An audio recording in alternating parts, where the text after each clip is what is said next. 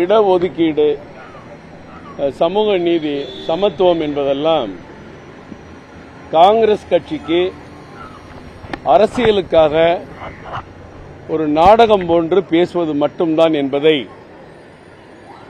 ராகுல் காந்தி அவர்களுடைய தாத்தா நேரு அவர்களும் உதாரணமாக திகழ்ந்தார். ராஜீவ்காந்தி அவர்களும் உதாரணமாக திகழ்ந்தார். ராகுல் காந்தி அவர்களும் நானும் அவர்களைப் போன்றுதான் இருக்கிறேன் என்பதை அமெரிக்காவிலே பேசுகிற பொழுது இடஒதுக்கீட்டுக்கு எதிரான கருத்துக்களை தெரிவித்தார். இடஒதுக்கீடை எவ்வளவு நாள் நாம் கொண்டு போக முடியும், அதை ரத்து செய்ய வேண்டும் என்ற அடிப்படையிலேயும் பேசினார்.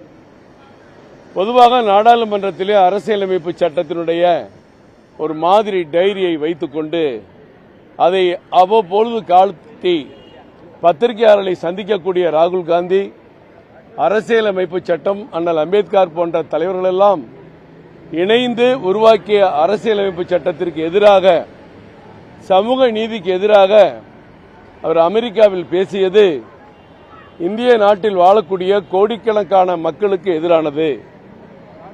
ஒவ்வொரு மாநிலமும் இடஒதுக்கீட்டு நடைமுறையை கடைபிடித்து வருகிற இந்த நிலையில் அதற்கு எதிராக பேசுவது, இடஒதுக்கீட்டின் மூலம் பயன்பெறக்கூடிய பிற்பட்டோர், மிகவும் பிற்பட்டோர் மற்றும் பட்டியல் சமுதாயங்கள் போன்ற அனைத்து மக்களும் சேர்ந்துதான் இந்த நாட்டிலே ஏறத்தாழ 90% வாழ்கிறார்கள்.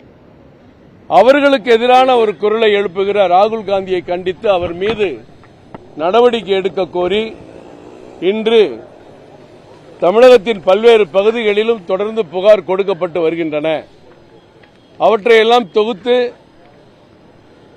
தலைமை காவல்துறை தலைவர் அவர்களுக்கு இப்பொழுது ஒரு மனு நாங்கள் கொடுத்திருக்கிறோம்.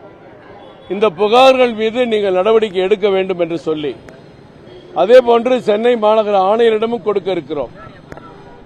இதைத் தொடர்ந்து வருகிற 30ஆம் தேதி ராஜரத்னம் ஸ்டேடியத்தில் தமிழக ஓபிசி அணியின் சார்பாக, எஸ்சி அணியின் சார்பாக ஒரு மிகப்பெரிய கண்டன ஆர்ப்பாட்டமும் நடைபெற இருக்கிறது.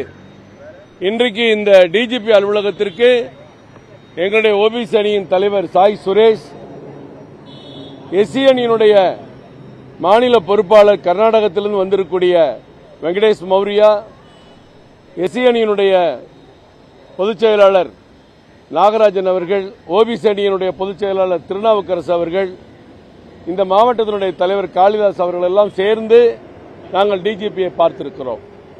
ராஜீவ்காந்தி அவர்கள் இடஒதுக்கீடு என்பது திறமையை குறைத்துவிடும், ஆற்றலை குறைத்துவிடும், தகுதி வாய்ந்தவர்களுக்கு வாய்ப்பு கிடைக்காது என்று சொன்னார். ராகுல் காந்தி அதையே திரும்பவும் சொல்லியிருக்கிறார். இப்படி வெளியில் ஒன்று, பொதுக்கூட்டங்களில் ஒன்று, பட்ஜெட்டுக்கு அல்வால் தயாரித்தால் கூட அந்த அல்வா தயாரிப்பதில் எத்தனை ஓபிசி இருக்கிறார்கள், எத்தனை எஸ்சி இருக்கிறார் என்று கேள்வி கேட்கக்கூடிய ராகுல் காந்தி இடஒதுக்கீடின் மீது கை வைக்கிறார், கை வைக்க நினைக்கிறார். அவர் மனதில் இருப்பது வெளிவந்திருக்கிறது. இதை வன்மையாக நாங்கள் கண்டிக்கிறோம்.